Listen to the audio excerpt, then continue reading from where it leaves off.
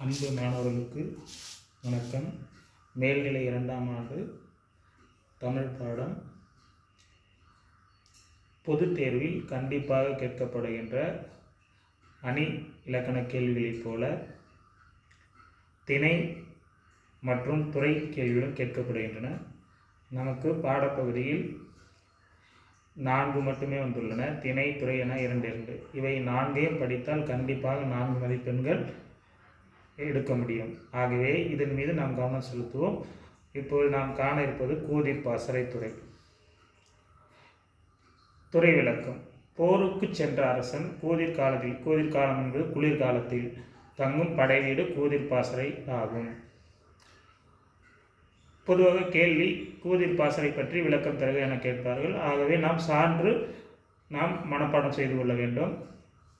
சான்று வையகம் பணிப்ப வளநேர்வு வலை என தொடங்கும் நெடுநல் வாடை பாடல். பொருத்தம்.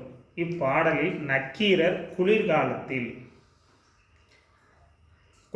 என்பது வாடைக்காலம் என நாம் கூறலாம். தலைவியின் சிந்தனை இல்லாமல், பொதுவாக அந்த காலத்தில் தலைவியின் மீது சிந்தனை இருக்கும், ஆனால் அதை பற்றி சிந்தனை இல்லாமல் போர் பற்றிய நினைவோடு பாண்டிய நெடுஞ்செழியன் தற்காலிகமான படைவீடு என்பது போர் செய்யும் காலத்தில் தங்கியிருக்கின்ற வீட்டிற்கு படைவீடு என்று பெயர். படை வீட்டில் தங்கியிருக்கும் நிலையை கூறுவதால் இப்பாடல் கூதிர் பாசறை துறைக்கு சான்றாக இடம்பெற்றுள்ளது.